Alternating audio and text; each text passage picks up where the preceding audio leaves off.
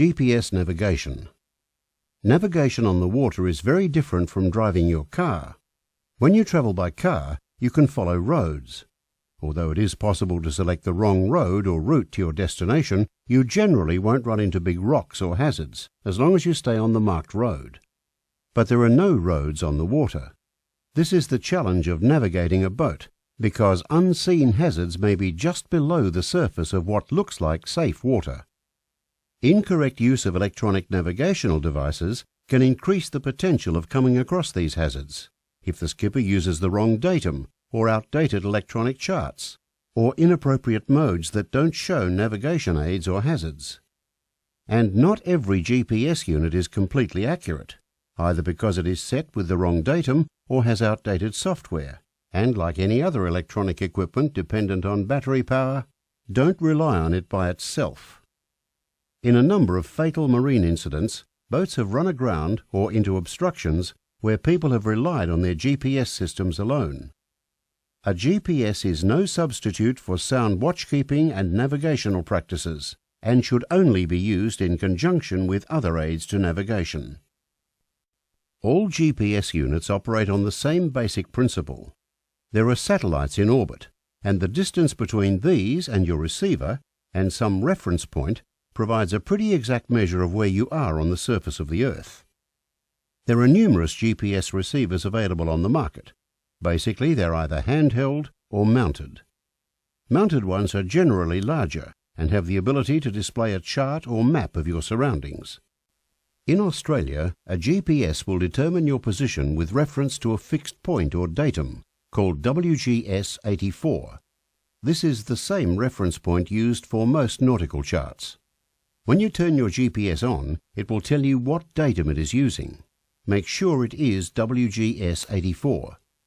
If you're using the wrong datum, you run the risk of not being where you think you are and having a marine disaster. The Australian Hydrographic Services publishes lots of information about GPS on their website. The basics of most GPS receivers are the same. When you turn it on, it will start up or initialize. This means it will collect data from a number of satellites and will display the number of satellites it's found. The more satellites, the more accurate will be the position it gives you. You need to know this position is accurate.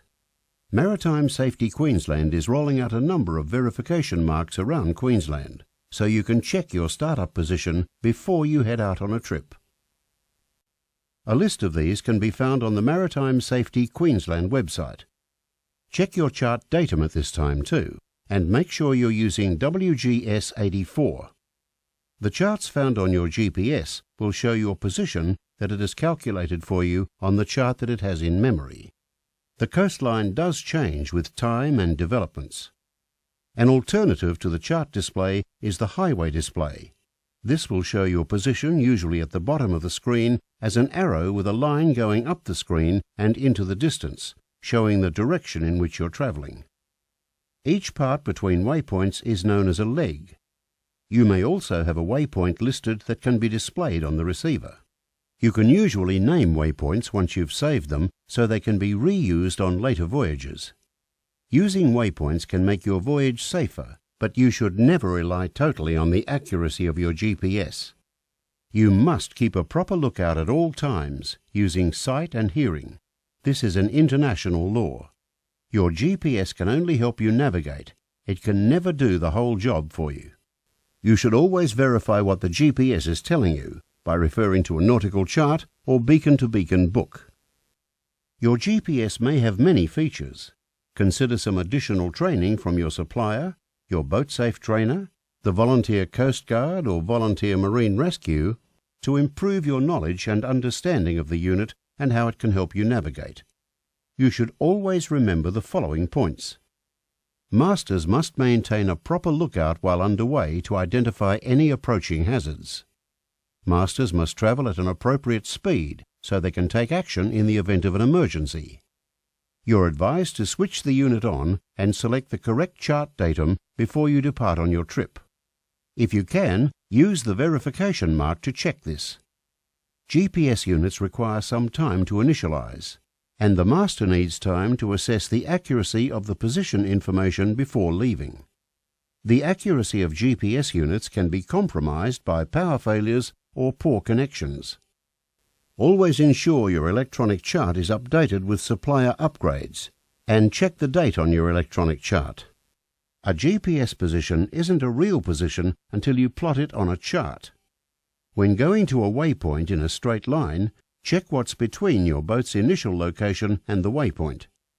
You must always keep a lookout. Consult navigational charts and publications in addition to using your GPS.